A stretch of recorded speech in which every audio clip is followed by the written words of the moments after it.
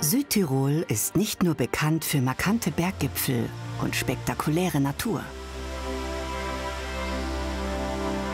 Auch die Südtiroler Küche ist ein wahrer Genuss.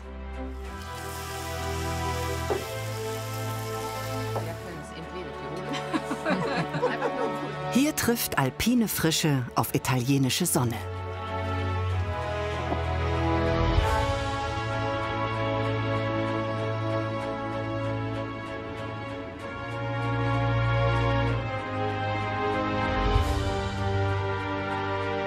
In einem Apfelhotel werden neue Rezepte ausprobiert.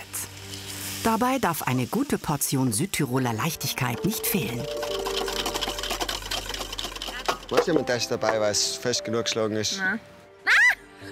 Ja? Wir begleiten einen Käseaffineur in einem Bunker, in dem er seinen Käse veredelt.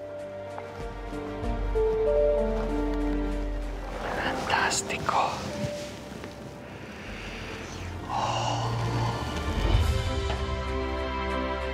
Blicken in Backstuben, in denen heute noch gekocht wird, wie zu Uromas Zeiten.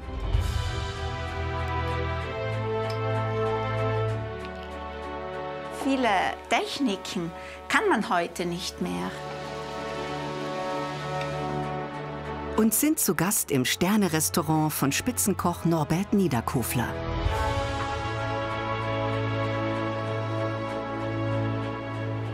Die Küche, die ist einfach das Spiegelbild der Natur. Italiens Kulinarik und die ursprüngliche Küche der Alpen. In Südtirol kommt das Beste aus zwei Welten zusammen.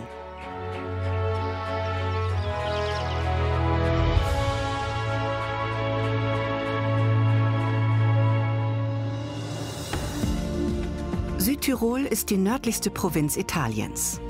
Bozen ist mit gut 100.000 Einwohnern die größte Stadt. Dahinter folgen Meran und Brixen.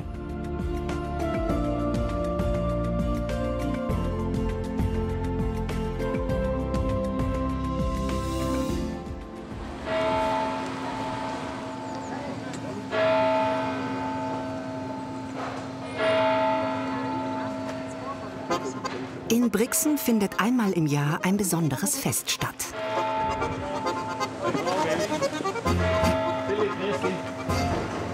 Das sind 90 Stück. Das sind halt den kleiner, aber sonst kommt dabei. Das sind halt mit den Südtiroler Roggenmännern. Danke dir. Danke, bitte. Bäckermeister Benjamin Profanta und seine Söhne haben alle Hände voll zu tun. Man könnte es einmal probieren zu gehen. Ja, immer halt seitlich. Ja, wir gehen jetzt sowieso ganz, ganz langsam. Na, jetzt denkt Tränen und gerade gehen. Versucht einmal, genau. Ach so, müsste das gehen. Packt es das, die ganzen Weg da rein. Das geht von da ganz, ganz rein. Wow, wir sind schon gut am Vorbereiten. Und es werden hier sicherlich einige tausend Leute hier heute erscheinen. Und ja, es gibt viel zu tun. Vor allem heute natürlich Bäcker-Erntedankmesse. Müssen wir auch für den Einzug noch was vorbereiten. Heute findet der Brixner Brotmarkt statt. Eröffnet wird er traditionell mit einem feierlichen Gottesdienst.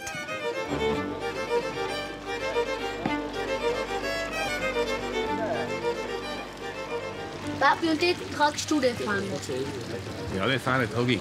Der ist doch voll schwer. Ja, und deswegen kann man sie auf den Boden stellen, dann auch zum Glück. Dadurch, dass die Fahne auch handgestickt ist, ist das eine Arbeit von mehreren Wochen. Und alles zusammen mit der ganzen Ausstattung kostet so eine Fahne ca. 20.000 €. Oh mein Gott. Ja, da muss man schon gut drauf aufpassen, ja. Benjamin gehört zur Brixner Bäckerdynastie der Profantas. Bereits seine Vorfahren waren Meister im Bäckerhandwerk. Diese Tradition will er an seine Kinder weitergeben.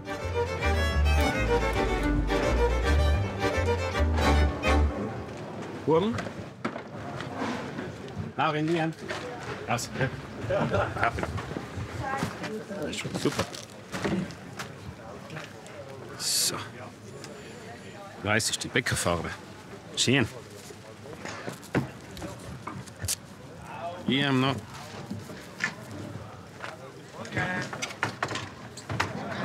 Ja, zu eng. So einen großen Kopf gekriegt schon. So, lass die uns schauen. Verreckt. Auch Benjamins Vater Helmut lässt sich das große Ereignis nicht entgehen. Wir erleben es ja nie als kleiner Bub hatte am Bauernhof, das Brotbacken, das Dreschen. Das sehen unsere Kinder nicht mehr. Deswegen ist das ganz wichtig, dass sie heute mit dabei sein und das irgendwie weitertragen. Also es sollte eigentlich nie aussterben. Immer mehr Menschen strömen auf den Brixner Domplatz. Gleich beginnt der Umzug der Brixner Bäcker.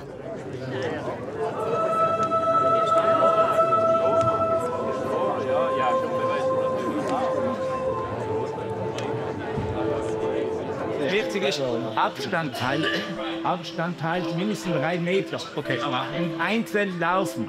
Weil die Leute, die brauchen ein bisschen Zeit. Für Benjamin hat die Eröffnung des Brotmarkts eine höhere Bedeutung.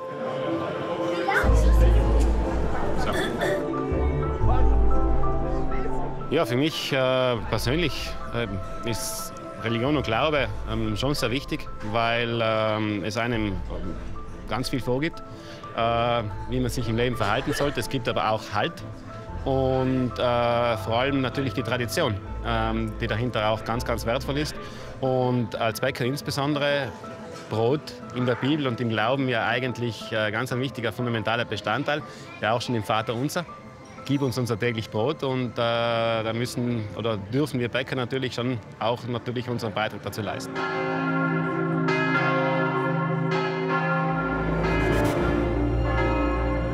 Die Erntedankzeremonie ist typisch für Südtirols ausgeprägtes Traditionsbewusstsein. Der Glaube spielt bis heute eine große Rolle im Alltag vieler Menschen.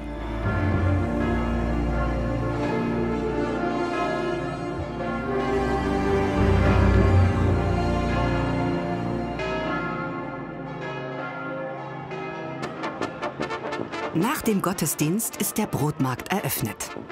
Jetzt kann sich Benjamin seinem Handwerk zuwenden. Er gibt einen Einblick in Südtiroler Bäckertraditionen.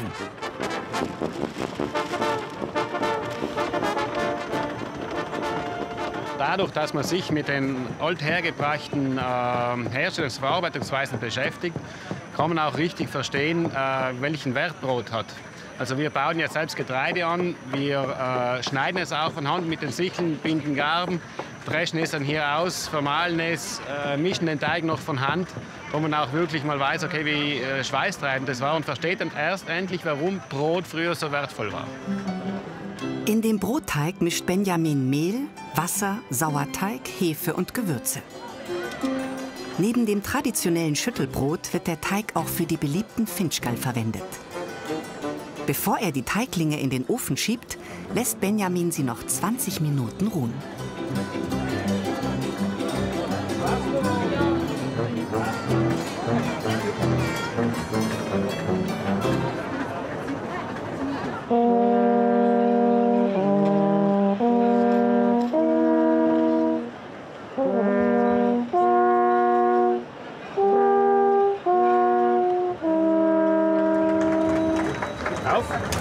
Benjamin schiebt den sogenannten ersten Schuss Finchgall in den 250 Grad heißen Ofen.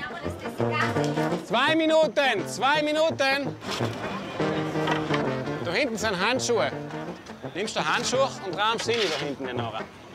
Bei der Backzeit verlässt sich Benjamin auf seine Erfahrung.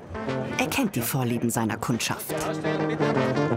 Das ist schön dunkel praktisch, weil jetzt noch der nächste Schuss wird heller. Brot ist erst verbrannt, wenn es wirklich rauchig riecht, also verbrannt riecht. Solange man nur Röstnoten oder Bitternoten riecht, ist es alles Geschmack.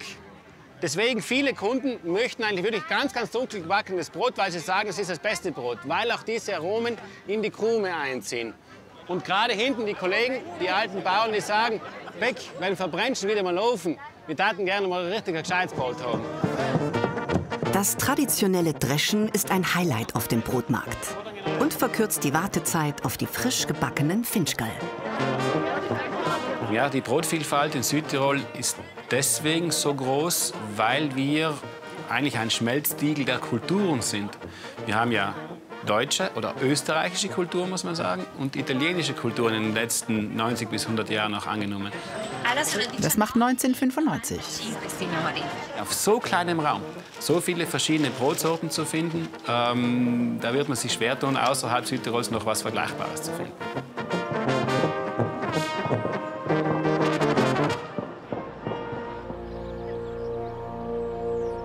Der Frühherbst, wenn es allmählich abkühlt, ist die ideale Zeit zum Wandern. In Südtirol gibt es sogar eine kulinarische Variante. Hier marschiert man nach altem Brauch von Gasthof zu Gasthof, um dort einzukehren. Das Ganze nennt sich Törgelen und die besonderen Gasthöfe heißen Buschenschenken.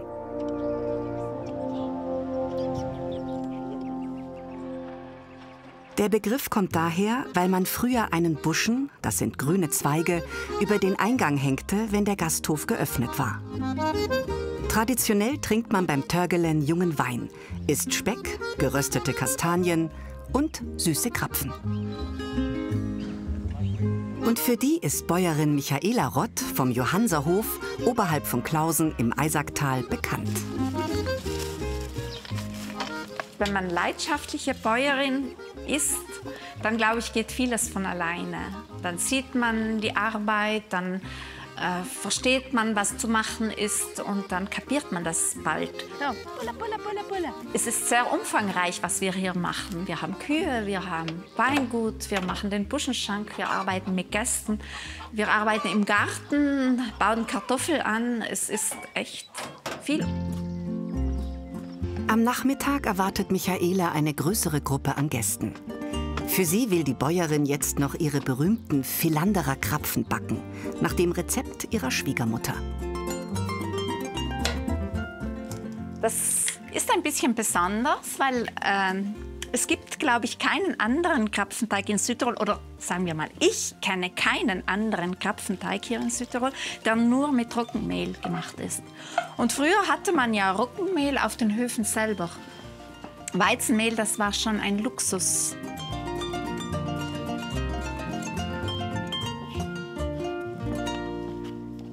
Viele Techniken kann man heute nicht mehr. Es ist schon schade, wenn manche Dinge vergessen und verloren gehen. Deshalb freut es mich schon, wenn ich das manchmal jemand zeigen kann. Es gibt so junge, interessierte Bäuerinnen hier im Ort, denen ich auch mal das eine oder das andere ganz gerne erkläre oder sage, was ich halt von meiner Schwiegermutter so gelernt habe. Die war eine sehr disziplinierte Frau und die hat den Hof hier ziemlich gemanagt. Also ihr Mann hat zwar geglaubt, er hat das jetzt geplant, aber im Hintergrund stand schon sehr deutlich seine Frau, die den Hof geplant und geführt hat. Und ich bin hier eingestiegen und sie hat mich ziemlich beobachtet, auch korrigiert. Und ich habe echt viel von ihr gelernt. Gelobt sei Jesus Christus. Die rußgeschwärzte Decke der jahrhundertealten Küche zeugt vom Räuchern. Im Winter hängt Michaela hier nach alter Tradition selbstgemachten Speck auf. Wir haben das schon was Besonderes. Also wenn man das Haus sieht, wenn man die Landschaft hier sieht, wir haben ja echt was Besonderes geerbt. Und das macht mich demütig, das muss ich sagen.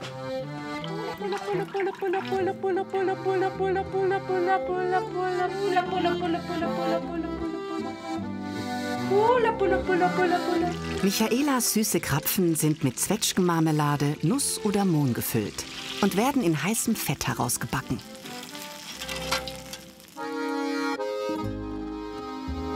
Wir haben hier ein recht altes Haus und wenn man die dicken Mauern sieht, dann denkt man schon manchmal dran, was haben diese Mauern in 900 Jahren alles gesehen? 1- bis zweimal in der Woche öffnet die Bäuerin ihre privaten Räumlichkeiten für ihre Gäste. Ich glaube, dass Bescheidenheit ein sehr unterschätzter Wert im Leben ist. Also wenn man imstande ist, eine gewisse Bescheidenheit zu leben, dann hat das viel mit Glück zu tun und Zufriedenheit. Allmählich füllt sich der Buschenschank. Es hat sich herumgesprochen, dass man die Törgele-Zeit hier noch ganz ursprünglich genießen kann. Michaela und ihr Mann haben für heute extra einen Musikanten gebucht.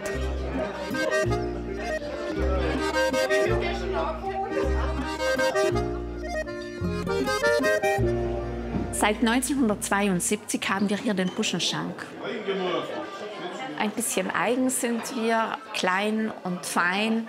Heute natürlich hat man die Speisekarte erweitert, den Gästen angepasst, die ja auch andere Vorlieben haben. Und wir versuchen es trotzdem noch auf eine einfachere Art dem Gast näher zu bringen, das Türgelen. Wir haben unsere Speisekarte immer noch recht straff gehalten. Und mit einer einfachen Speisekarte schaffen wir es, die Landwirtschaft und den Buschenschank unter einen Hut zu bringen.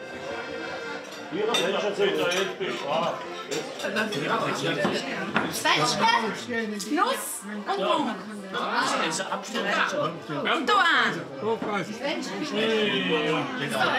In ihrem Buschenschank kann sich die Südtirolerin richtig ausleben.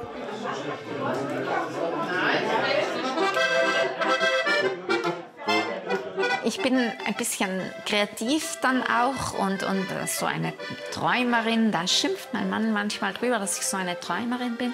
Aber ich muss das auch irgendwie ausleben können. Das ist so mein, ja, es ist Freizeit, aber es ist auch so ein Gefühl von Freiheit, was es mir gibt. Und das macht die Welt einfach bunter. Den Alltag, den grauen Alltag, da bringt es einfach Farbe rein. Ab und zu genießt Michaela den Ausblick auf das Kloster Säben.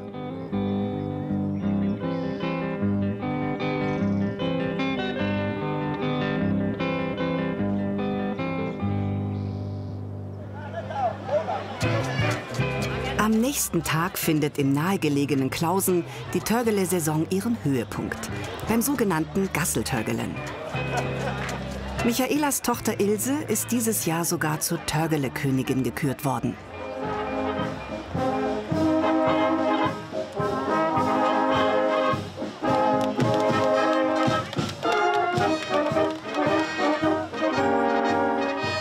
Jedes Jahr im September feiern die Südtiroler diese sogenannte 5. Jahreszeit, also die Törgele-Saison. Der Begriff Törgele kommt dabei von Torgel, südtirolerisch für Weinpresse. Die Tradition geht darauf zurück, dass sich früher zur Erntezeit Händler und Weinbauern trafen, um den neuen Wein zu verkosten. Und das als Anlass zum Feiern nahmen. Süße und auch herzhafte Krapfen gehören zum Törgelen dazu.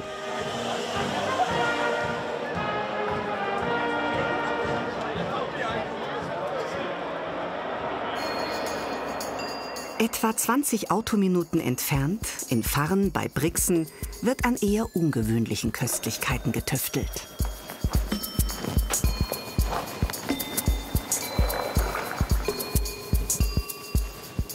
Fantastico. Manege frei für Hansi Baumgartner. Er veredelt Käse und ist seines Zeichens Käseaffineur. Ja, das ist ein Tresta-Käse. In Lagrein-Tresta wird der gereift. Der Käse ist ein Alpkäse. Das ist eine alte Tradition. Das war ein Versteck für den Käse. Muss man sich mal vorstellen. Ja, das war in Kriegszeiten, wurden ja Dörfer geplündert. Und in Weingegenden, wo man Wein produziert, war ja der Tresta das Abfallprodukt. Und das hat man verwendet als Versteck. Und gleichzeitig ist es eine Konservierungstechnik und eine Veredelungstechnik. Und man merkt das Aroma von Wein, das dringt direkt den Käse ein, macht den Käse noch mürber, aromatischer, vielschichtiger.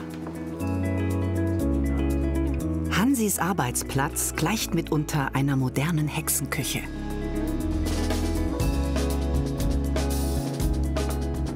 Wenn ich nicht experimentieren kann, dann wird mir langweilig. Wenn man neue Ziele anpeilt und etwas im Kopf hat und dann probieren kann und experimentieren und dann gelingt es, dann freut man sich. Und das ist auch ein Motivationsschub. Ja, das ist Aktivkohle, die was wir auf dem Käse auftragen. Und speziell bei Käse, die was eine schwache Rinde haben, weil da gedeihen dann schöne Edelpilze bzw. Hefen auf dem Käse. Ist ein Schutzfaktor immer und der demineralisiert den Käse. Also es tut die Säure ein bisschen abbauen und der Käse wirkt ein bisschen süßlicher im Geschmack. Von seinem Labor startet Hansi regelmäßig Erkundungstouren. Seine Spielwiese sind die vielen Höfe Südtirols. Dort findet der Käseaffineur seine Ausgangsprodukte.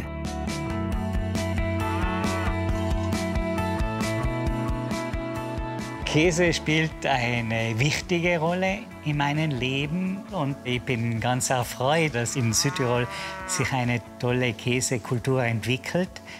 Wir haben noch eine intakte Berglandwirtschaft, weil eben ein intaktes Umfeld ist, weil eben noch intakte Weiden sind. Und das ist ja die Basis für Qualitätsmilch bzw. Qualitätskäse. Diesmal beehrt der Käsemaestro Martin Leitner. Bei ihm sucht Hansi heute nach neuen Schätzen, die er veredeln möchte.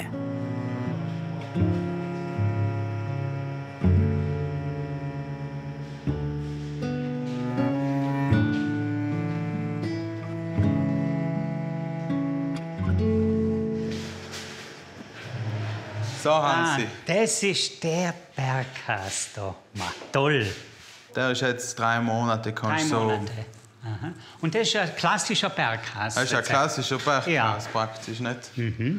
Aber jetzt würde mich interessieren, wie der in diesem Stadium das Aroma oder das Schnittbild vor allem, oder auch die Farbe. Kannst du den anbohren? Den bohren wir jetzt mal an. Ja. Dann schauen wir mal. Martin entnimmt die sogenannte Karotte, eine Käseprobe. Ist die feine Nase des Käseaffineurs überzeugt? Ja, der hat schon ein schönes, fast schon ein bisschen nussiges Aroma. Obwohl, logisch, die milchige Komponente ist vordergründig. Aber auch so vegetale Noten, so grasige Komponenten. Interessant. Für meinen Geschmack könnte er noch ein bisschen Salz vertragen, oder nicht? Nicht? Na, muss man denken, es ist Vorsicht geboten. Durch die längere Reifung konzentriert sich das Salz noch mehr. Nicht? Und dann kann das Salz vielleicht ein bisschen zu rass werden. Aber sonst ist er rein. Aber der hat für 3 Monate hat der schon ein schönes Aroma. Also bin ich ganz überrascht eigentlich. Na toll, toll, toll. Genau. Auch auf Martins 3 Wochen alten Weichkäse ist Hansi neugierig. Da kann ich dann schon welche mitnehmen, oder? Genau, da kannst du welche mitnehmen. Weil da mache ich 2 Veredelungen daraus. Gell? Ja. Einmal den Aurora mit Anato auf der Oberfläche und einen mit den Marillenbrand. Du hast nichts dagegen, oder? Nein, so Spielereien machen mit einem Käse. Das ist wohl eine Ehre für mich, nicht? Ja. Dann kannst du mal 50 Formchen herrichten. Gell? Dann machen wir das. Super, danke schön. Der Käseexperte hat wieder ein paar Schätze für sich entdeckt. Er wird daraus in den nächsten Monaten Delikatessen machen.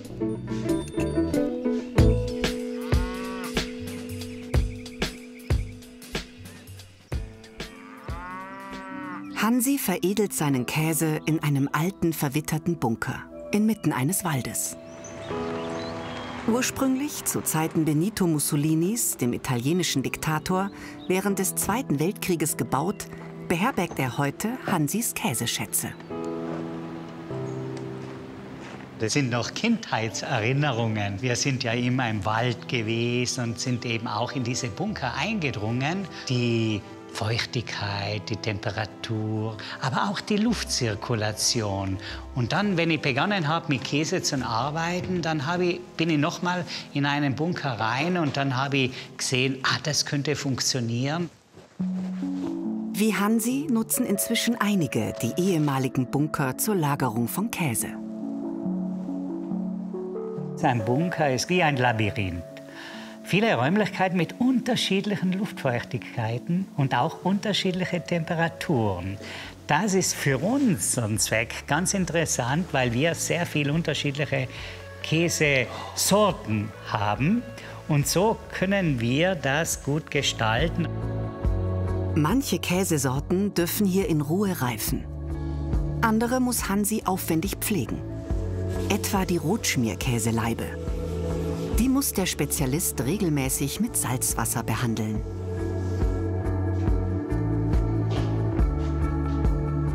Doch es gibt noch mehr zu tun. Ein 2 Jahre alter Käse muss den Soundcheck bestehen. Ja, es könnte sein, bei den Käsen, die etwas länger gereift werden, dass sich irgendwann ein Riss bildet und dann müsste man den gleich verkaufen. Aber wenn er sich gleichmäßig anhört vom Klang, dann bedeutet das, dass da ein stabiler Teig ist. Und folgedessen kann ich den ohne weiteres noch weiter reifen lassen. Und in diesem Fall, man merkt jetzt momentan so richtig nach getrocknete Pilze, Waldaromen. Also der entwickelt sich schon sehr gut, muss ich sagen. Desto länger ich mit dem Käse arbeite, desto mehr fasziniert er mich. Also ich genieße ihn selber unwahrscheinlich gerne, weil er so facettenreich ist. So vielfältig. Und jeder Käse hat seine individuelle Geschichte.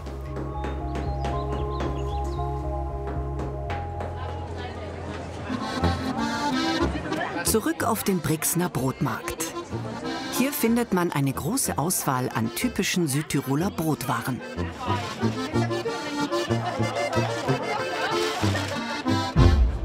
Darunter natürlich auch das berühmte flache Schüttelbrot. Wobei hier nicht nur der Geschmack einzigartig ist, es wird ganz speziell hergestellt. Es braucht nicht nur Talent, sondern vor allem viel Übung. Es sind einige tausend Stück, die man machen muss, bis man den sprichwörtlichen Dreh raus hat. Das Schütteln sieht nicht nur spektakulär aus, es steckt mehr dahinter. Die Bauern bei uns im Eisigtal haben den Teig flach geschüttelt, aus einem einfachen Grund. Das Brot musste haltbar sein. Trocken und schön knusprig. Deswegen wollte man nur Kruste und keine Krume. Je flacher das Brot, desto trockener kommt es aus dem Ofen raus. Gerade früher, als noch mit den Viehherden gewandert werden musste, auch auf die Almen rauf, man brauchte was zu essen, man brauchte Brot. Und da bot sich vor allem Schüttelbrot an, weil jetzt keine Schimmelgefahr bestand und das natürlich auch sehr, sehr leicht war, aber gleichzeitig nahrhaft. Benjamin hat den letzten Schuss des Tages, das knackige Schüttelbrot, nun fertig gebacken.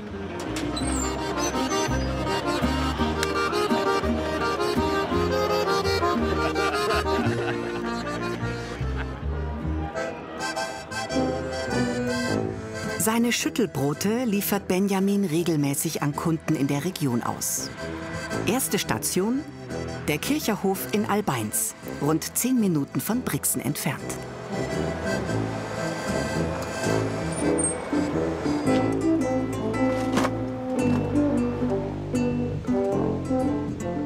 Hoi, Barbara, guten Morgen. Brot ist gar nicht gehört. Ja, perfekt. In der Kiste gebracht. So, ja, das ist der sogenannte Brotrahmen oder auch Hurt im alten Südtiroler Dialekt. Hier wurde einfach nicht nur Schüttelbrot, sondern alle Südtiroler Fladenbrotarten einfach über Monate gelagert. Weil es wurde nur zweimal im Jahr Brot gebacken, im Spätherbst und im Frühjahr. Und um das Brot trocken lagern zu können und vor Mäusen, Ratten, Nagetieren zu schützen, wurde das Brot in diese luftigen Rahmen eingeräumt und an der Decke aufgehängt. Weil eine Maus kommt ja eine grob verputzte Wand hinauf, auch senkrecht, aber über die Decke kommt die Maus nicht.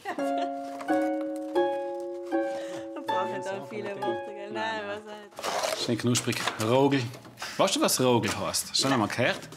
Rogel, ich weiß jetzt nicht, was das ist. Rogel ist der Begriff für knuspriges und nicht allzu hartes Brot. Perfekt. Perfekt, das war's. Super. Super.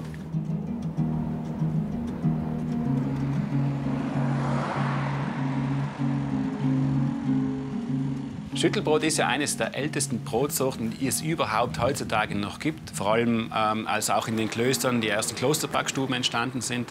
Aber Schüttelbrot ist mit Sicherheit schon weitaus älter. Also wir können da von mehreren tausend Jahren ausgehen. Und Schüttelbrot hat man nur gebacken, wenn man es von seinen Eltern gelernt hat. Weil die Herstellungsweise, entweder auf den Händen den Teig flach zu treiben oder auf den Brettchen flach zu schütteln, hat man nur gemacht, wenn es am Hof immer schon so gemacht wurde. Man konnte nicht Experimente machen. Die letzte Station des Tages ist die malerisch gelegene Schatzerhütte der Familie Pernthaler. Grüß dich, guten Nachmittag. Nimmst du mir an? Stell dir nicht wahr. Hilfe dann nicht tragen, Ja, perfekt, danke. Dir. Feierabend. Mit Blick auf die Afferer Geißler. Oh, Isabel. Wow, wunderbar. Die Marende, also Bretteljause, kommt vom Sprachgebrauch her aus dem Italienischen. Merenda, eine Zwischenmahlzeit, ist unsere Marende geworden, ist auch Teil unseres Südtiroler Dialekts, schon seit vielen Jahrzehnten, wahrscheinlich auch seit Jahrhunderten. Und was gehört zu einer guten Marende dazu? Ein Glas Wein, ein Speck, ein Käse, wie ein Aufschnitt und natürlich Brätlein. Und bin zum Einzigtal darf ein Schüttelbrot nicht fallen. Schüttelbrot, was schön knackt, gratscht, wie wir Südtiroler sagen, und ein Speck dazu, dann sind wir zufrieden. Wow.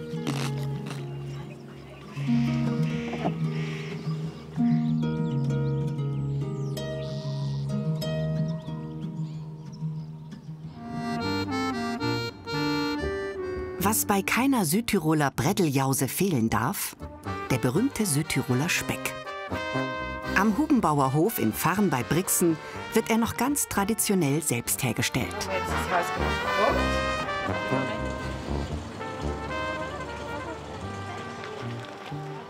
Hier hat Alexander Stolz sein Glück gefunden. Angefangen hat alles mit einer radikalen Lebensveränderung. Ich komme ja ursprünglich aus dem Baugewerbe, habe da die Ausbildung gemacht, auch gearbeitet da. Habe dann relativ schnell entdeckt, dass Nahrungsmittel interessanter sind wie Zettel. Also ich habe dann mal ein bisschen in Küchenluft geschnuppert, dann entdeckt, dass es interessant ist. Habe dann die Ausbildung zum Koch gemacht. Und dann kam es eigentlich Step by Step. Ich denke, wenn der Tag dann mal kommt, wo keine neue Idee mehr kommt, dann übergebe ich den Hof. In der Reifekammer lagert Alex seinen Speck je nach Sorte zwischen 8 und 24 Monaten bei 10 bis 12 Grad. Grundsätzlich in Südtirol der Speck wird mit Schimmelreifung gemacht. Und das hat einfach den Effekt, dass durch den Schimmel bekommt man noch mal so einen nussigen Geschmackston hinein. Und ist einfach traditionell so. Also ich muss sagen, das ist auch das, was ich für meinen Teil ab an einen Südtiroler Speck suche. Und eben gerade durch die lange Reifung mit dem Schimmel drauf bekommt man das dann ganz gut rein. Gesundheitlich ist der traditionell hergestellte Schimmelspeck unbedenklich. Es schaut ziemlich abenteuerlich aus, aber wir machen da jetzt ja auch mikrobiologische Proben. Also es ist nicht, dass wir das jetzt einhängen und gammeln lassen, bis es dann verwendet wird.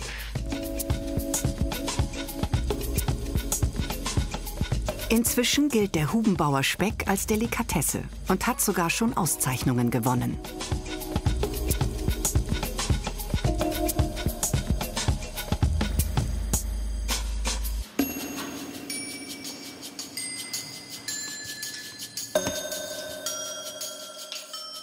Guter Speck sollte meiner Meinung nach mindestens 10 Monate gereift sein, weil eben dann haben wir den Zeitpunkt, wo das Fett wird dann schön geschmeidig, geht mehr so in eine buttrige Richtung. Das Fleisch hat eine Konsistenz, wo es auf der Zunge fast zergeht. Neben Speck serviert Alex seinen Gästen auch selbstgebrautes Bier. Heute sind Freunde zu Besuch. Hoi Jungs, servus! Hoi, servus. Heute ist gut gegangen. Der passt vom Geschmack. Riechst ihn ausschauen. Riechst ihn schon. Boah. Also ich mache die Sachen so, wie es mir selber schmeckt. Also ich und meine Familie und meine ganzen Freunde sind alles Genussleute. Und ich sage, wenn es mir und meinem Umfeld schmeckt, dann kann es nicht ganz falsch sein. Das Erste, was er lernen zu dürfen, muss allem schneller schneiden, mit dem fressen.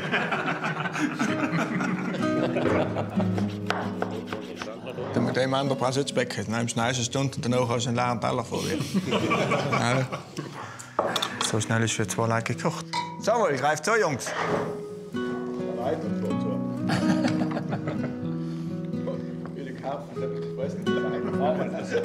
Was für mich ganz wichtig ist beim Speck, ist die Gesellschaft, mit der man ihn konsumiert, finde ich. Dass ich einfach sagen kann, so, das ist etwas, das will ich selber konsumieren, das kann ich jedem von meinen Freunden gerne geben. Infolgedessen auch jedem Gast, der zu mir kommt.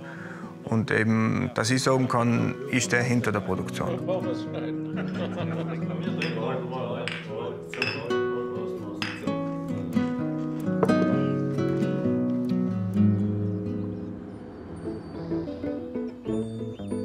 In vielen Gegenden Südtirols prägen riesige Apfelplantagen das Landschaftsbild.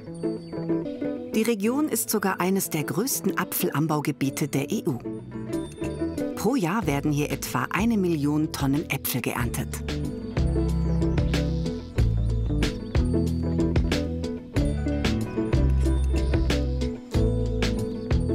Das Gebiet reicht von Salurn im Süden durch das Etschtal hinauf bis in den Vinschgau. Ein kleineres Anbaugebiet gibt es außerdem im Eisacktal bei Brixen und im Passaiertal.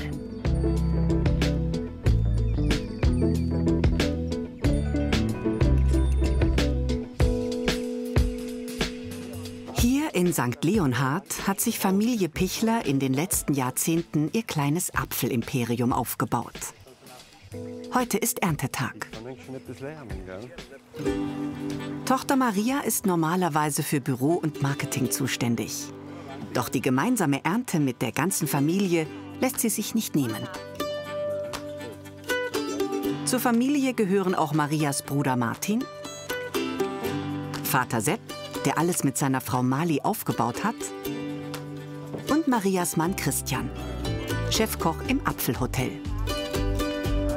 Martin ist zuständig für die Apfelplantagen und die Verarbeitung.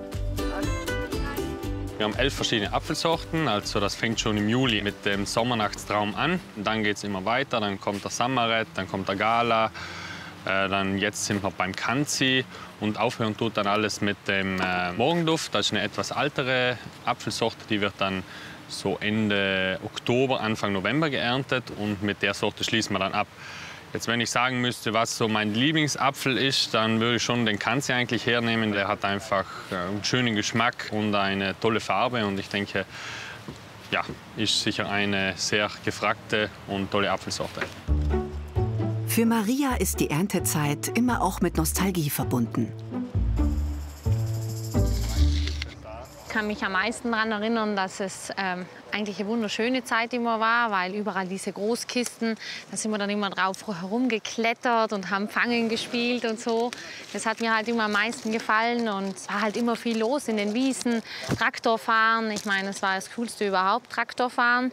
Und ja, dann eben auch so die Marende kann ich mich noch erinnern, in der Wiese drinnen, wo wir halt irgendwie zusammengesessen sind, dann irgendwie was getrunken haben. Ich weiß nicht, das Brötchen hat immer besser geschmeckt wie sonst. Und ja, das sind so meine Kindheitserinnerungen gewesen. Deswegen schön, dass ich noch mithelfen darf. So, jetzt sind wir voll. Mutter Mali bringt die Marende. Oh, die Mama. Ja, und wir. Da freut man sich am meisten drauf, auf den Essen. Herrlich, herrlich. Aber heute ist es gegangen. Erst ist das Wetter ganz okay gewesen mit dem Glauben. Und letztes Jahr haben wir es schon brutal heiß. Wahrscheinlich haben wir es ja fast trocken gehabt. Und heute ist allem wieder ein bisschen Regen gekommen. Und jetzt zum Schluss noch im September voll viel Sonne. Jetzt war cool, wenn es noch ein bisschen kalt werden hat. Die Golden Litzius, brauchen sie ja kalt noch. Ja, wir brauchen alle farbigen Äpfel die Nacht kalt und bedroht warm. Vor allem die Sorten hier. Der Golden Litzius grün ist grün. Wenn er noch rote Packel hat, dann kriegst du halt noch ein bisschen mehr. Ja. Auf über 4,5 Hektar baut die Familie Pichler auf dem Torklerhof 11 verschiedene Sorten an. Darunter bekannte Klassiker, aber auch Neuzugänge, wie die Sorten Cosmic Crisp und Kanzi.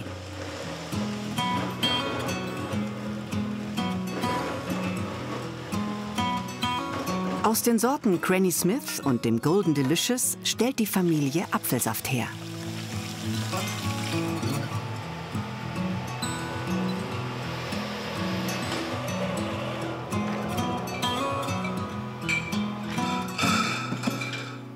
Außerdem betreibt die Familie seit den späten 70er Jahren ein Hotel, gegründet von Vater Sepp.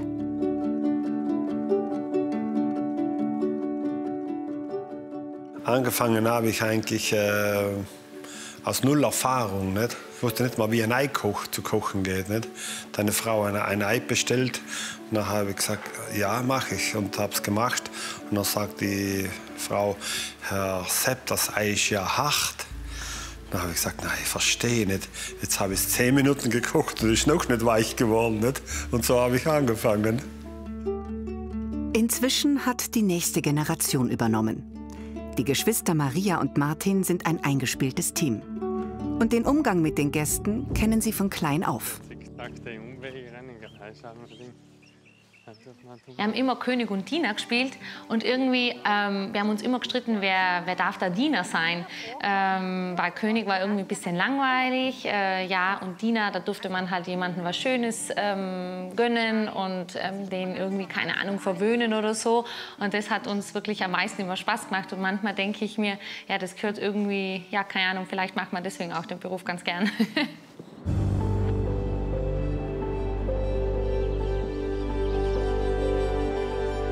Etwa 50 Kilometer weiter nordöstlich, im Pfitschtal, liegt der Ort Wiesen.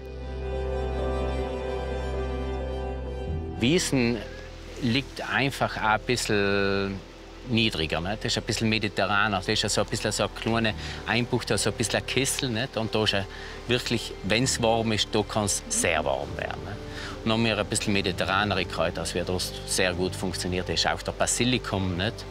Dann ist der Lavendel, Majoran. Und also wärmeliebendere Pflanzen. Nicht? Sepp Holzer und seine Frau Gabi bauen seit 25 Jahren Kräuter an. Trotz dem Wetter sind es eigentlich relativ schöne, die Blüten. Es ist heuer aber schon ziemlich nass.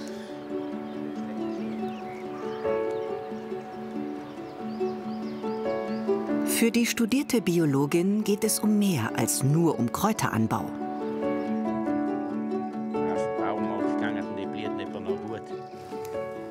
Am meisten gefällt mir die Artenvielfalt. Schön ist auch, dass man sich so ein schönes Mikroklima auch mit Nutzinsekten aufbaut. Also wirklich so vielleicht die kleine heile Welt noch ein bisschen darstellt. Sepp hat früher als Kunstschmied gearbeitet. Heute lebt er vom Anbau der Kräuter. Für mich spielt es eine sehr große Rolle, in der Natur zu arbeiten. Schon vor dem Kräuteranbau haben wir 2, 3 Kühe zu Hause gehabt. Feldarbeit hat mir Spaß gemacht.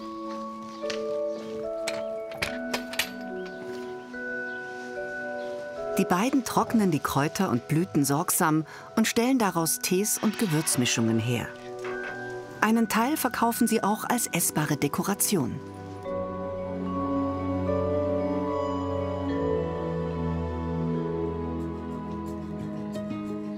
Gut 20 Autominuten entfernt, in Pflersch, liegt der Kräutergarten von Bernhard Aukenthaler. Freund und Geschäftspartner von Gabi und Sepp. Hoi Berni. Hoi. Bist du beim Pendeln? Noch. Grüße. Bist du fleißig? Hoi. Hoi. Gut. Hoi Berni. Bernhard ist gelernter Gärtner und weiß um die kulinarische Bedeutung seiner Kräuter.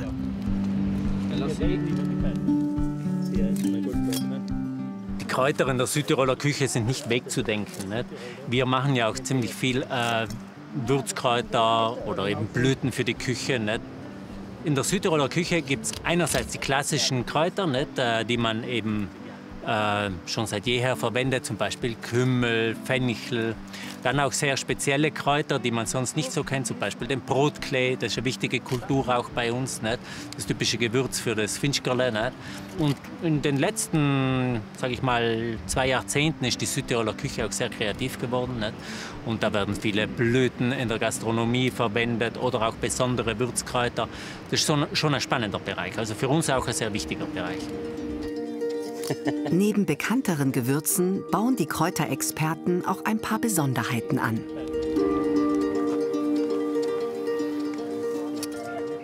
Die Bergminze kennen nicht viele Leute, gell? Ausschauen tut sie wie ein Oregano, Baby. Ne? Das ist ja, wir haben es jetzt mal auf der Trocknung gehabt, dann haben sie fast den Oregano eingetan. Ja, siehst du, die tue ich auch in die Schwammelsauce. Eine haben wir Pfifferlinge, jetzt bei den frischen Pfifferlingen. Bis gleich in den super, perfekt. Die Paula hat letzte Woche Pasta alla Norma gemacht. Und mit Melanzane. Ja, mit den Melanzane, die Auberginen. Ja.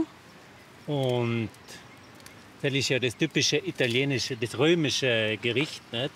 Wo die italienischen Gäste allem fragen, die Mentuccia hatten sie gern, nicht? Und das ist die richtige Mentuccia, nicht? Ja, das war schön. Hat eben das feine Minzenaroma. Wir nehmen die auf zur Zucchini. Wir nehmen sie, du nimmst sie, glaube ich noch essen. In der italienischen Küche wird die Bergminze häufig verwendet. Obwohl sie botanisch nicht zu den Minzen zählt, erinnert ihr Mentholaroma an Minze, Kampfer und Oregano.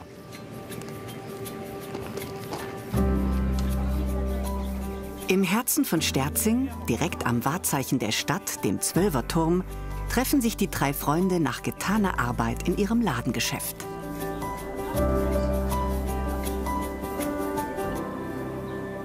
Hallo Traudi. Na, so, jetzt probieren wir eine Asterwurz. Aber einen Zwiebeln probieren die auch voll gerne mal, weil er ist extrem gut. Asterwurz ist ein Klassiker. So. Auf den Kräutergarten. Ganz genau.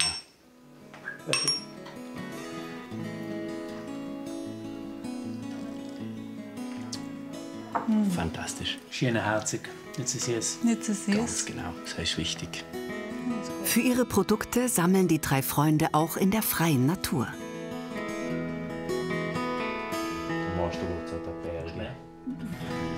In Meisterwurz ist eine Wurzel, ein Doldenblütler, nicht? Den gehen wir so auf 1800 Meter unter einem Gletscher, unter dem Feuersteingletscher sammeln und immer spät, weil die Kräfte und Säfte von der Pflanze sind dann im Herbst, gehen sie Richtung Wurzel und da verwenden wir ja nur die Wurzel. Und deswegen gehen wir ist ja mal aufzupassen, dass es nicht zuschneit. Nicht? Und letztes Jahr ist es passiert, dass der Boden schon gefroren war und dann muss man halt rauspickeln. Nicht? Und das ist eine anstrengende Arbeit. Ja.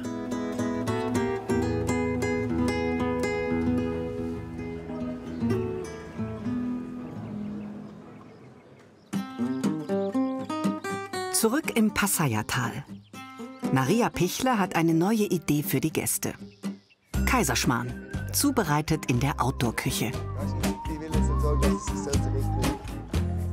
Aber du war halt die Kulisse auch voll schön. Ja, stimmt schon. Weil jedes Mal, wenn wir mit den Stammgästen gehen, nachher jedes Mal, müssen wir ein Foto machen und bleiben sie alle stehen. Und das war halt schon, weißt, irgendwie wird der Platz auch ein bisschen mehr belebt. Stell dir mal vor, du darfst am Nachmittag so irgendwie, weißt, so Kaiserschmarrn machen. Und dann könnten die Leute auch kommen, könnten dann noch ein bisschen probieren oder so. Und es ist halt ganz ein typisches Gericht.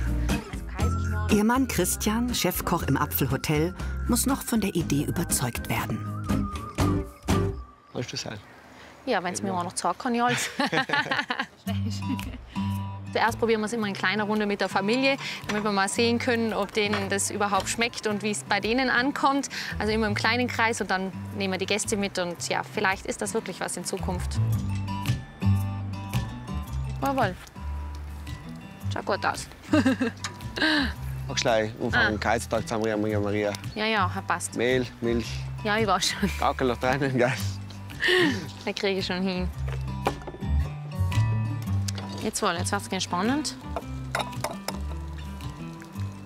2 oder 1? 3. 3, ja. Okay. Nach schön glatt drehen, gell? Mhm.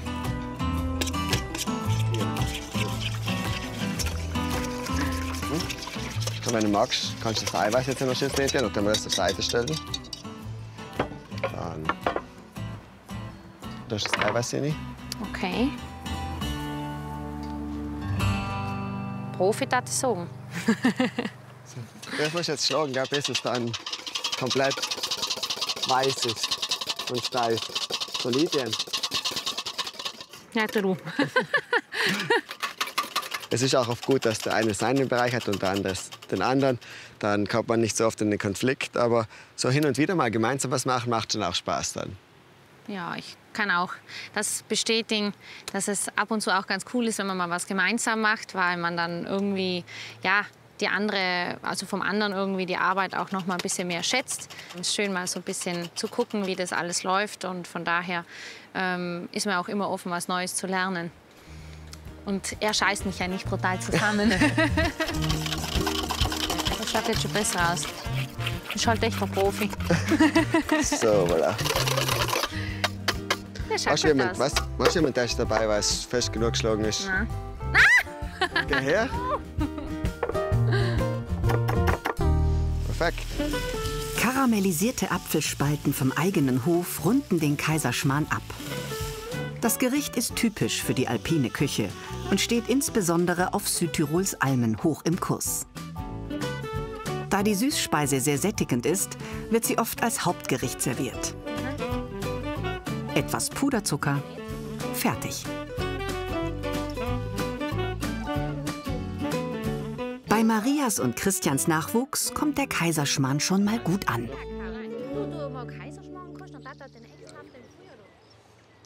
Der schmeckt schon gut, gell? Ja. Dann gehen wir essen. Neben dem Kaiserschmarrn stehen weitere Köstlichkeiten auf dem Tisch. Alle natürlich mit Apfel. Was ist das? Äpfelchutney oder was ist da drinnen? Saibling. Saibling. Schüttelbrot-Taco. Sauerrahm. So gut. Ich mag das brutal gern. Das ist gut?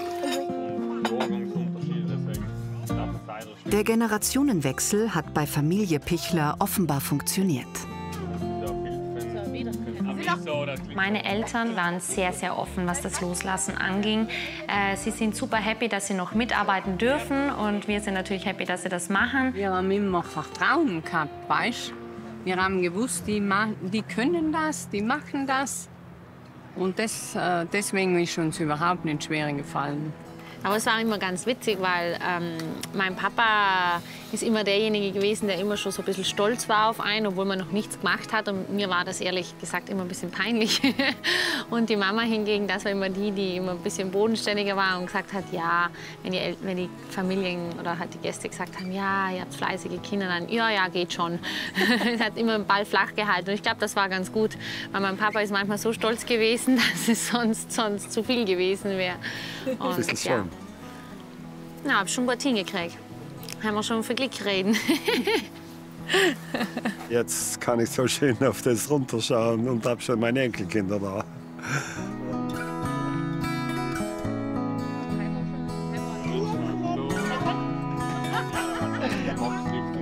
Manchmal diskutieren wir auch ganz stark, aber ganz ehrlich, die schönen Stunden, die überwiegen. Also ich glaube, im Team sind wir viel, viel stärker.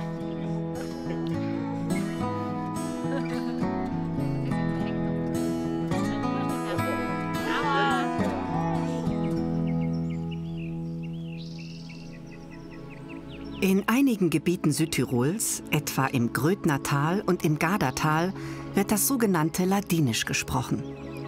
Es ist neben Italienisch und Deutsch die dritte Amtssprache der Provinz Südtirol. Entstanden ist diese etwa 2000 Jahre alte Sprache im Zuge der römischen Eroberungen im Alpenraum.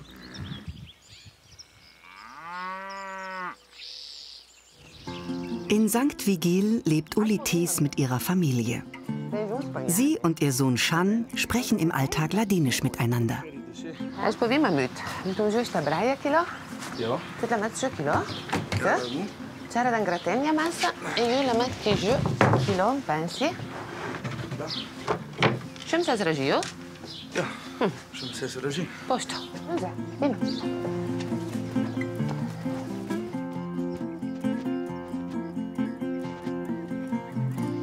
Als Ladiner hast du einen begrenzten Raum, der dich versteht.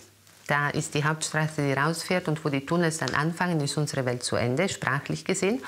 Und deswegen sind die Menschen, die hier leben, auch von klein auf schon motiviert, andere Sprachen dazu zu lernen. Und du gehst gerne auf andere Kulturen und auf andere Menschen zu.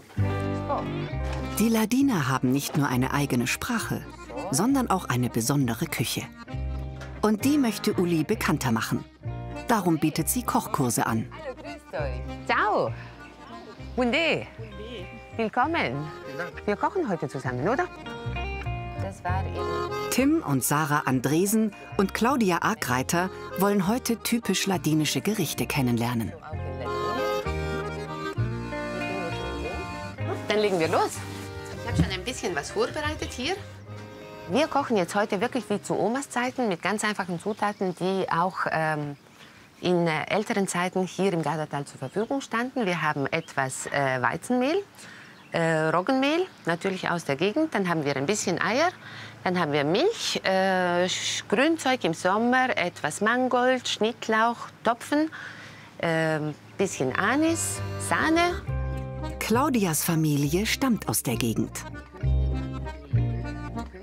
Ich habe auch Familie hier und natürlich durch meine Großeltern, meine Oma war auch eine Oma von mir und hat auch diese ganzen Sachen gemacht. Und sie hat das wirklich fast automatisch gemacht, wie eine Maschine, wirklich gut. Ja, so war das. Uli will typisch ladinische Gerichte zubereiten. Kanchi Keci und Tutres, beides frittierte Teigtaschen. Als erstes fangen wir mit den Kanchi Keci an, das heißt so viel wie rote Schlutzkrapfen. Rot kommt von der Farbe, weil sie gebacken sind, statt in Wasser gekocht. Und die werden im Sommer mit Grünzeug und Topfen gefüllt und im Winter mit Kartoffeln und Topfen. In den Teig kommen Mehl, Eier, Wasser, Milch oder Sahne und Kartoffeln. Also das ist jetzt mein Familienrezept, und das Interessante an diesen ladinischen Speisen ist einfach, dass jede Familie ein eigenes Rezept hat. Also minimale Abweichungen, aber in jedem Ort und fast in jeder Familie wird es anders gemacht. Zusammen mit ihrem Mann und ihren beiden Söhnen lebt Uli auf dem Hof Plazores. In früheren Zeiten beherbergte das alte Gebäude weit mehr Personen.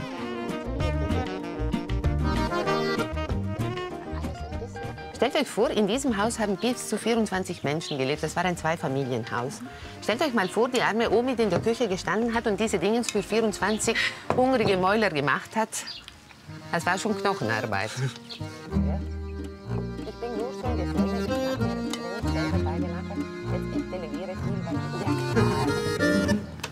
Ich mache meine Teige alle selber und mit der Hand, weil ich einfach das Bedürfnis habe, die Konsistenz zu spüren. Und das ist wirklich manchmal richtig therapeutisch.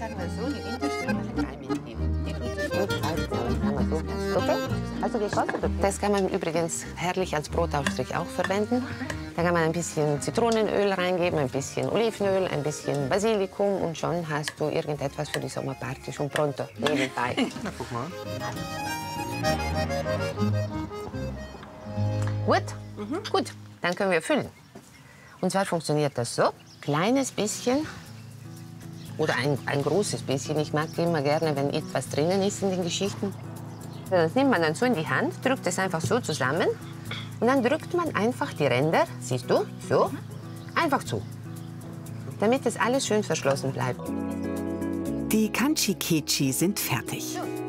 Weiter geht's mit den sogenannten Tutres, ausgebackene Teigtaschen.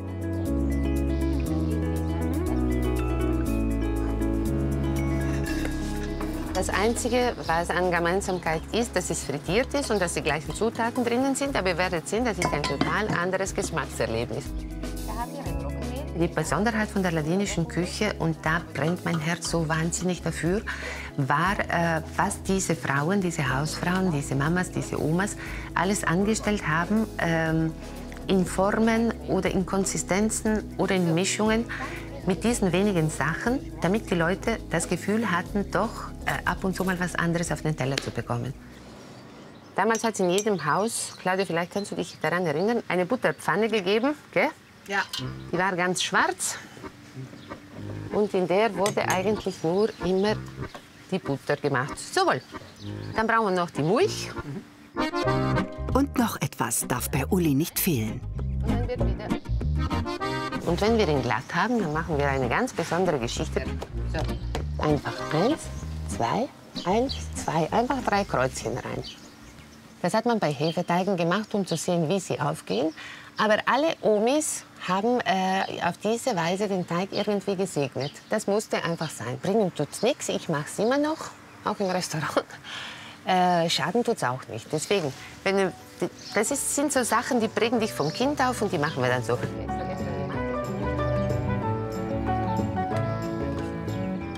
Das, was mich am meisten fasziniert, ist das Spielerische.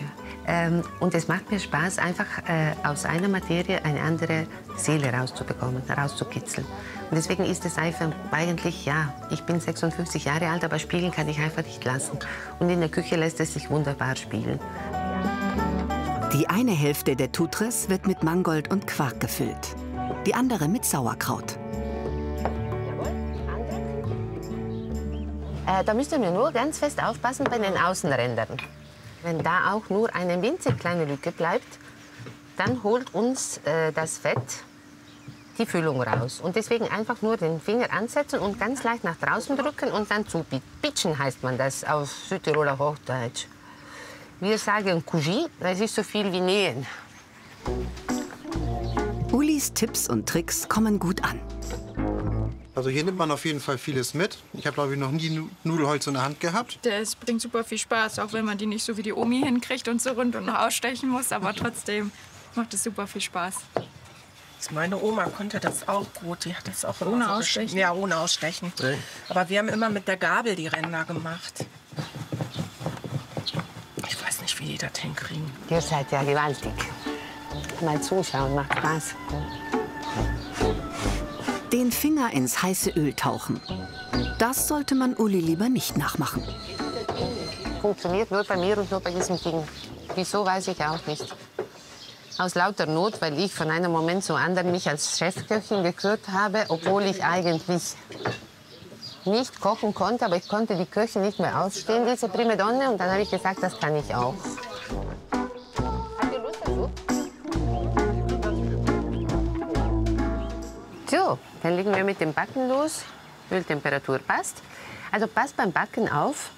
Lasst sie einfach, habt vor dem Fett keine Scheu. Weil, wenn man sie reinrutschen lässt, dann tut er dir nichts. Wenn man sie reinfallen lässt, dann tut er dir sehr wohl was. Die Tutres sind fertig.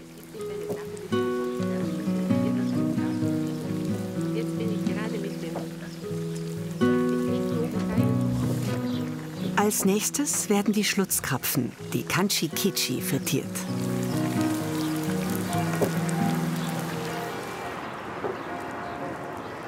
Hört ihr die Mittagsglocken? Da sind wir genau perfekt in Time zum Degustieren. Damals war es üblich, dass das Mittagessen pünktlich um 12 serviert werden musste. Dann gab es ein mini kleines Nickerchen von einer kleinen halben Stunde. Dann gingen wieder, bei den Männern vor allem, dann ging es wieder aufs Feld oder was für Arbeiten gerade anstanden. Und gegen 3, halb 4 hat es noch einmal die Pizza Marena gegeben. Das wäre kleines Mittagessen. Und das war dann so ein Snack von Speck oder Brot und Milch. Und dann gab es danach wieder Abendessen. Um 7 haben dann wieder die Glocken geläutet und das hat dann geheißen, der Tag war zu Ende.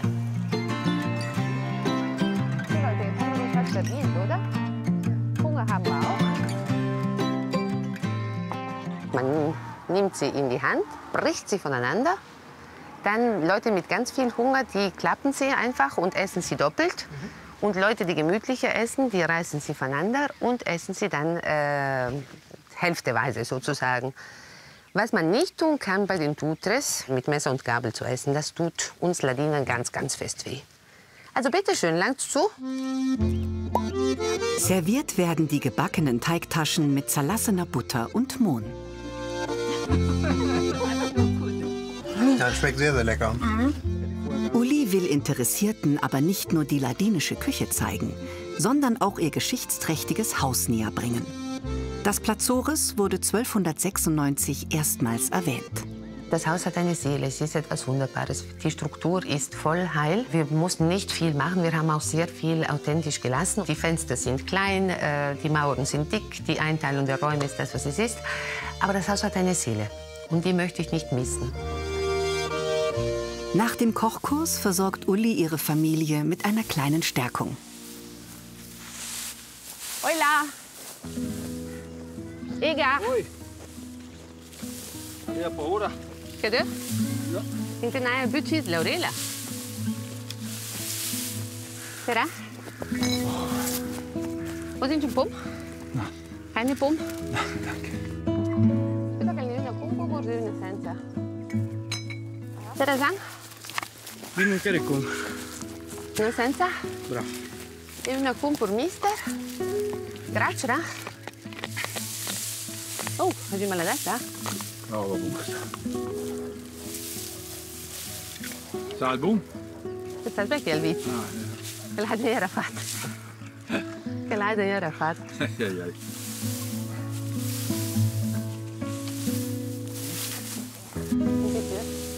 Wir sind in einem sehr schönen Fleckchen der Erde zur Welt gekommen und wir heben uns vom Rest der Welt irgendwie ab und das genießen wir.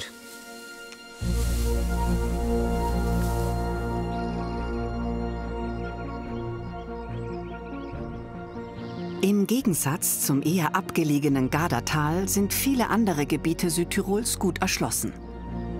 Jedes Jahr kommen etwa 8 Millionen Touristinnen und Touristen in die Region.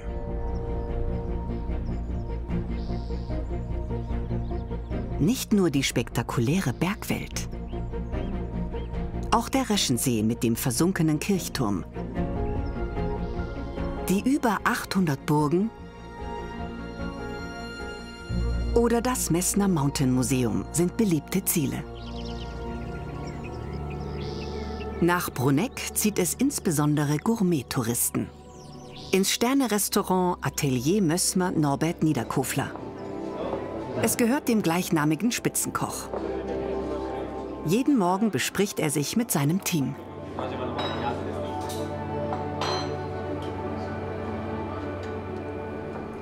Buongiorno a tutti. Ich bin gar nicht da. Macht euer klassisches Meeting.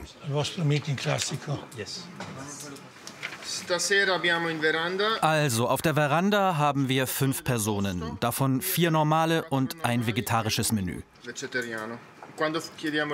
Fragt nach, ob sie Fisch essen oder nicht.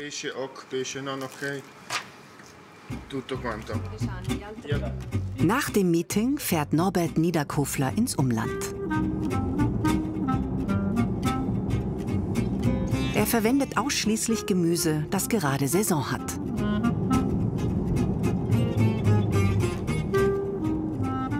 Alles, was wir verwenden, alles, was wir in der Küche verarbeiten, kommt direkt aus der Natur. Es ist nicht immer einfach, weil natürlich, wenn dann die Natur anfängt zu produzieren, dann produziert sie. Und du kannst jetzt sagen, ich brauche heute 1 Kilo, morgen 1 Kilo. Du kriegst heute 1 Kilo und morgen 50 Kilo. Deswegen muss auch der ganze Küchenstil, das gesamte System in der Küche an die Natur angepasst werden. Heute trifft sich Norbert mit Marco und Sabine, die hier ihr Gemüse anbauen. Und mit seinem Küchenchef Mauro Siega. Hi, tutto? Hoi, Norbert. Hoi. Wie geht's? Gut, danke. Na was? Habe die Ehre. Je nachdem, was gerade wächst, gestalten Norbert und sein Team die Speisekarte. Von den Gemüsebauern erfahren sie die aktuelle Situation auf dem Feld. Da steckt das Frühjahr von heuer drin. Es war ganz viel Wasser, ganz viel Regen und folgedessen wird der Salat schön fest. Norbert trifft seine Auswahl in enger Absprache mit Mauro.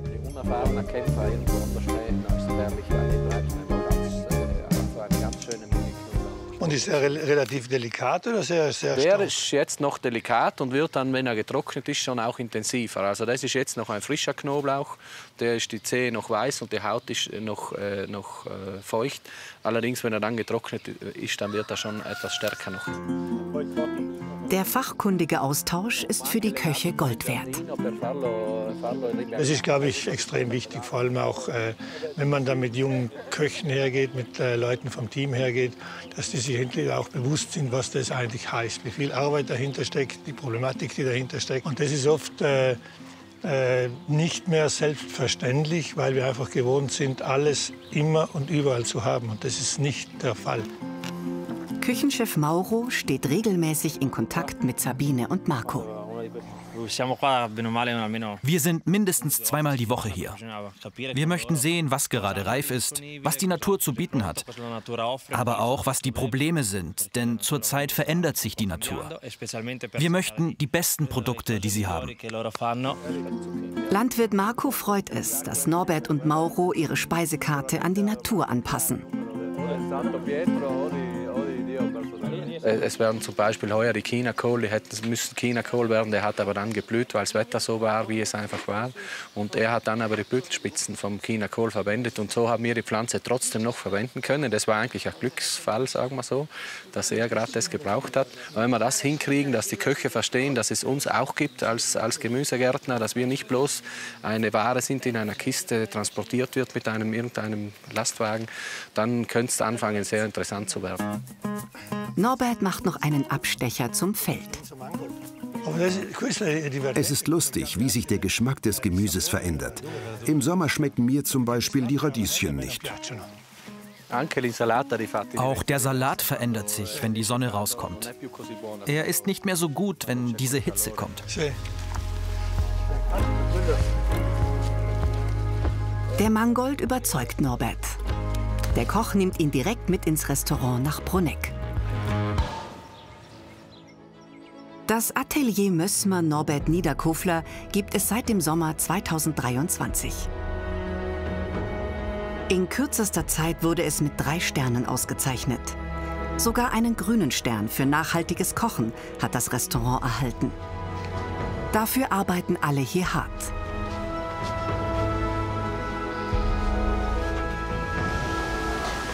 Buongiorno a tutti.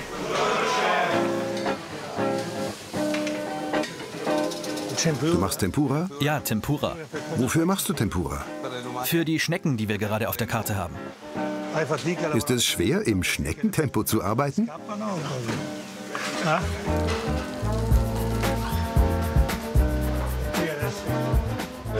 Und das hier? Das ist von 2022. Und ist unten noch viel? Pilze sind noch ein paar da.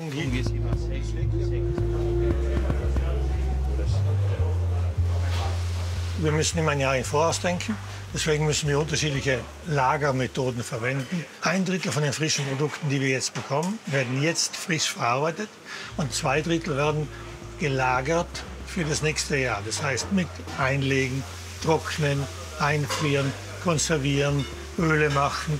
Und das ist praktisch die ganze Arbeit, die wir immer ein Jahr im Voraus machen müssen, um Lebensmittel zu haben. Norbert hat seine Küche noch weiteren Regeln unterworfen. Alles muss aus der unmittelbaren Umgebung stammen.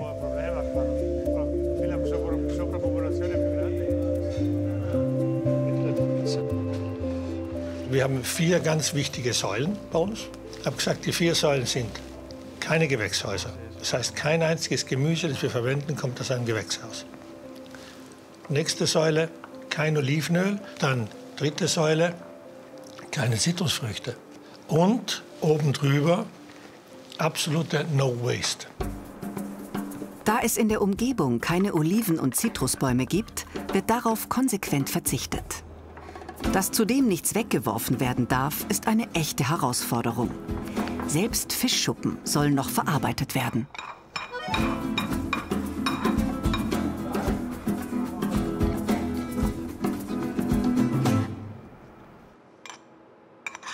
Wie war das für dich, nichts wegwerfen zu dürfen? Der erste Gedanke war sicher, es ist immer was übrig. Das wir jetzt essen können. Genau. Es war schwierig, wirklich alle Teile des Fisches zu verwenden.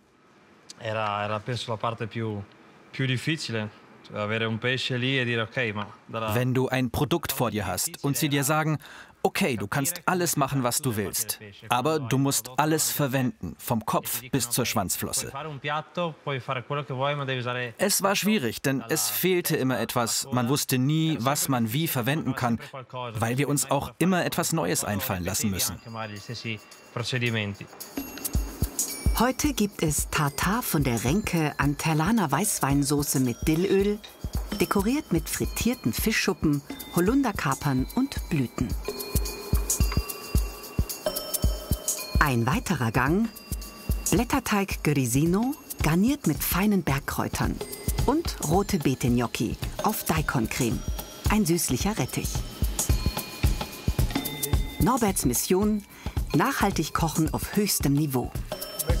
Bald will der Gastronom die nächste Generation an die Töpfe lassen. Ich bin 62 Jahre alt. Ich bin da, weil mir das gefällt. Ich möchte aber nicht mehr in der ersten Linie stehen. Ich möchte dazu beitragen, dass dieser Beruf wieder attraktiv wird für junge Menschen, weil es ist der schönste Beruf, den du machen kannst für mich. Heimische Zutaten, komponiert zu Weltklasse-Menüs.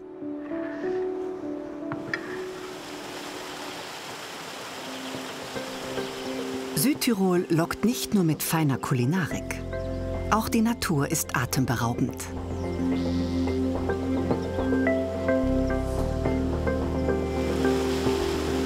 Flüsse und Wasserfälle durchziehen die Region.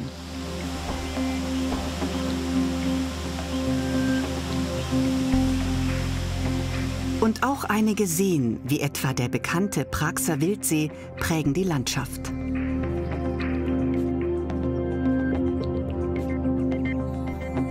Die beeindruckenden Erdpyramiden, wie sie unter anderem am Ritten zu sehen sind, zeugen von lehmhaltigen Böden.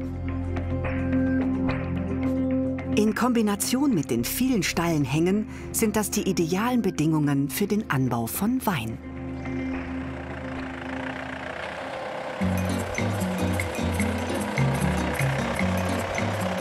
Kannst du mir danach die Kiste einfach in die nächste Reihe mischen? Ja. Einfach so weit, so rein wieder. Ja. Florian Briegel ist Besitzer des Weingutes Cornell nahe Bozen. Heute erntet er die Rebsorte Weißburgunder. Daraus stellt er einen Weißwein her, der für sein feines und dezentes Aroma bekannt ist.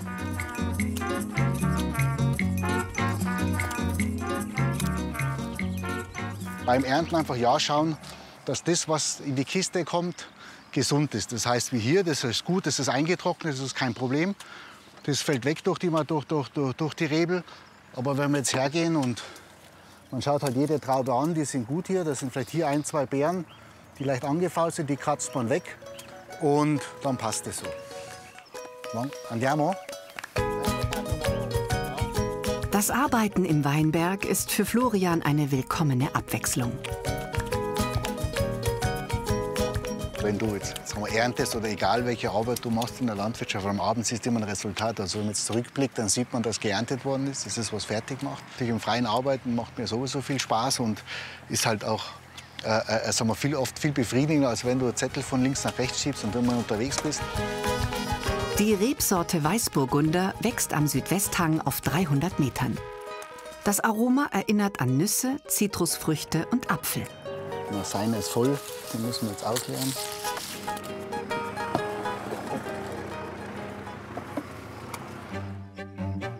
Inmitten der Weinberge liegt das Schloss Cornell. Hier arbeitet und wohnt Florian Briegel. Es ist irgendwie in die Wiege gelegt worden. Die Familie Briegel ist ja schon, also mein Gehirn ansässig seit 1309, immer mit Weinbau zu tun gehabt, seit 17. Jahrhundert selber eingekehrt. Cornell ist von meinem Urgroßvater 1927 gekauft worden, also immer im Familienbesitz. Und dass ich heute hier sitze oder dass ich die Geschicke von Cornell leiten darf, ist ja nicht, weil ich jetzt gut war oder mir das verdient habe, sondern ich habe es ja im Grunde nur ererbt, unter Anführungszeichen. Und da muss man sich das auch verdienen und muss dem auch einen gewissen Respekt zollen.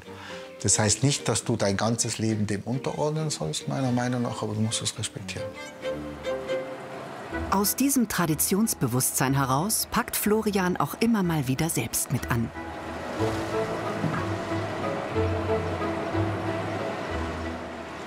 Marco, das sind saftige Trauben. Die geben viel Flüssigkeit. Auf Ansitz Cornell gehören neben dem Weißburgunder auch Sauvignon Blanc, Pinot Grigio und Gewürztraminer zum Sortiment der Weißweine.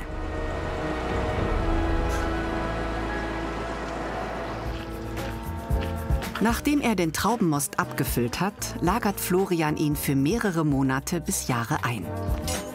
Doch die Arbeit ist dann noch lange nicht erledigt. Der edle Tropfen verlangt viel Aufmerksamkeit vom Winzer.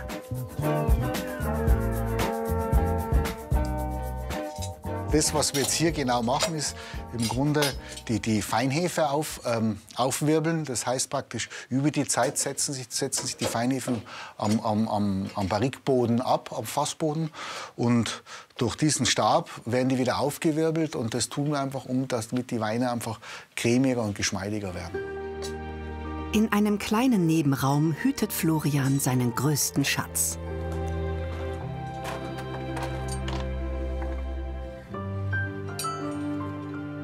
Das ist Stravis Merlot 2.1. Ist eigentlich der erste Jahrgang, was wir gemacht haben da. Und halt logisch kommen da gewisse Gedanken halt, wie die Anfänge waren, wie schwer und ein bisschen Nostalgie. Sagen wir von dem her. Das ist lange Zeit her. In der Jugend relativ blauäugig mal angefangen, sagen wir so, okay, jetzt kehren wir ein. Und dann war das waren so die ersten Schritte. Also wie gesagt, erster Jahrgang, 5000 Flaschen und natürlich lernt man viel dazu. Man hat viele Fehler gemacht in der Zeit. Du kanntest deine Weinberge nicht. Und das musst du halt langsam wieder mal entdecken. Vom über 20 Jahre alten Erstlingswerk sind nur noch wenige Flaschen übrig. Ganz anders sieht es bei Florians noch jungem Lagrein aus. Eine rote Rebsorte, die ihren Ursprung in Südtirol hat.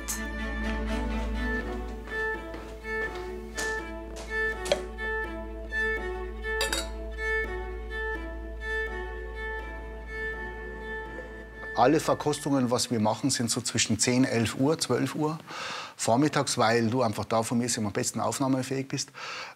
Es gibt aber auch Momente, da schmeckt ja gar nichts. Also es gibt Tage, wo es einfach, du fängst an zu kosten, denkst, oh Gott, was hast du da im Keller drinnen? Und dann ist besser mal liegen lassen alles und dann mal irgendwas anderes tun und dann einen Tag, 2 Tage vergehen lassen und dann kosten.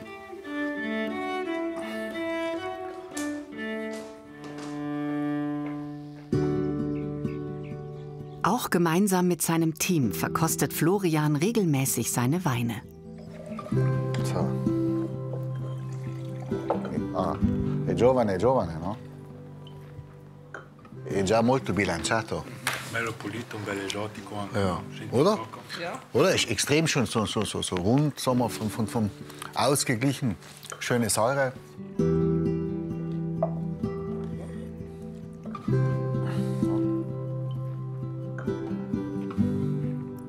Und ja, wie kommt ihr euch jetzt vor? So erster Eindruck, neuer Jahrgang. Das ist ja blutjung. Die Weine sind sempre piccoli. Ja. Oder? Ja. Wir freuen uns aufs nächste Jahr. Weil ist ja der Weinberg genau da hinterm Haus. Also der da. Tun wir kurz das Glas lavinieren. Jetzt verkosten wir Cosmas 222, also unseren Jahrgang Sauvignon. Sauvignon Blanc wird gerne zu Fisch und Meeresfrüchten serviert.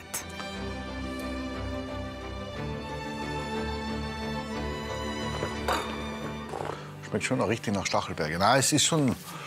Und du merkst halt jetzt schon, jetzt ist er schon gesetzt da, der Wein. Es ist ein harmonischer, sagen wir mal. Also, nein, Zeichen 2023 sind ganz gut. Ja, ich finde es richtig positiv. Dieses übertriebene Beschreiben der Weine, also von dem halte ich nicht viel. Und für mich selber ist einfach, Wein muss elegant sein. Geradlinig, also sagen wir mal, elegant, eine gewisse Leichtigkeit haben, nicht zu vordergründig. Anhalten im Gaumen, tiefe Länge haben und das Glas muss leer sein. Also muss Spaß haben beim Trinken. Das ist es. Oh. Oder? Und Spaß haben Florian und sein Team auf jeden Fall. So, auf eine gute Einkennung noch.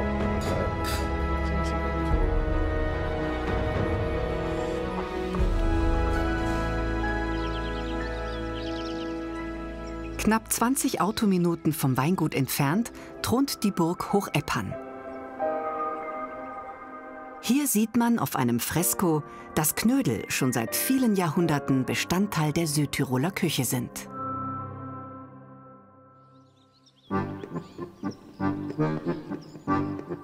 Der Knödel gilt als eines der traditionellsten Gerichte Südtirols. Man findet ihn beinahe in jeder Küche.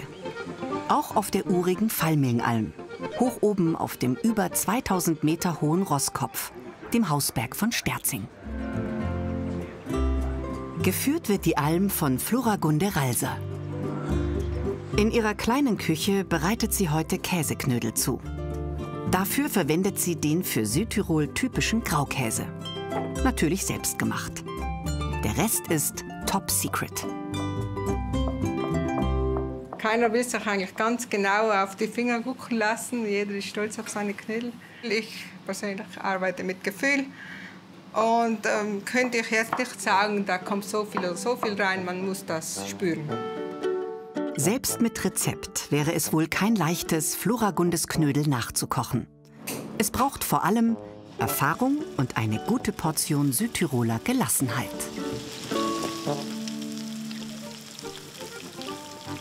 Während der Saison kommen bei Floragunde jeden Tag über 100 Knödel auf den Tisch. Die deftigen Käseknödel sind die ideale Stärkung nach der Bergwanderung.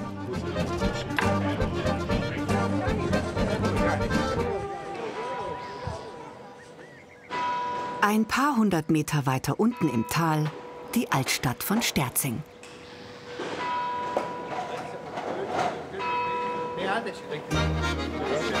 Der ganze Ort ist heute Morgen auf den Beinen und deckt eine 400 Meter lange Tafel. Heute findet das Sterzinger Knödelfest statt. Über 70 verschiedene Knödelvarianten sollen hier später verkauft werden.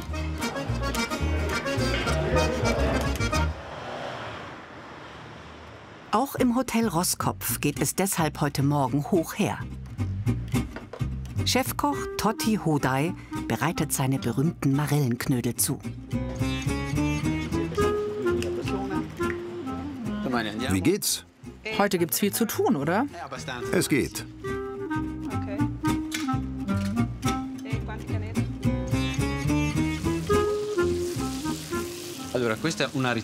Es ist ein traditionelles Rezept, das von Generation zu Generation weitergegeben wurde. Es darf nicht abgewandelt werden. Die Marillenknödel müssen genau so zubereitet werden. Butter, Zucker, Mehl und Quark. Die Grundzutaten für den Teig. Du nimmst den Teig in die Hand, dann die Marille hinein und dann verschließen. Kochen ist Tottis Leidenschaft. Seit seiner Kindheit. Ich erinnere mich noch gut. Als ich klein war, hatte ich einmal großen Hunger. Meine Mutter war nicht zu Hause. Und deshalb ging ich einfach in die Küche und briet mir mein Spiegelei selbst. So fing alles an. Seitdem stehe ich in der Küche und liebe es. Weitere Zutaten: zuckrige Semmelbrösel. Und natürlich die Liebe. Fertig sind die Marillenknödel. Dekoriert mit hausgemachtem Zwetschgenmus, etwas frischen Beeren und Puderzucker.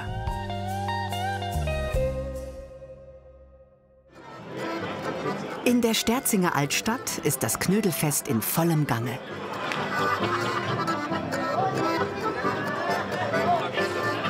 Viele tausend Gäste genießen unter anderem süße Topfenknödel, herzhafte Spinatknödel, Knödel mit Pfifferlingen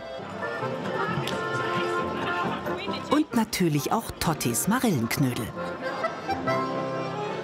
Der Koch hat alle Hände voll zu tun in seiner Straßenküche.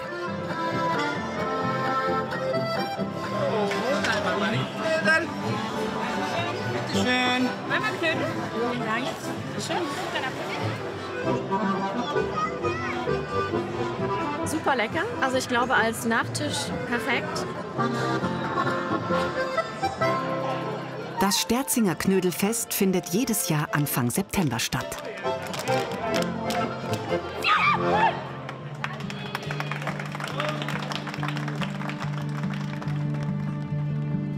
In Südtirol, wo sich Nord- und Südeuropa begegnen und alpine Frische auf italienische Sonne trifft.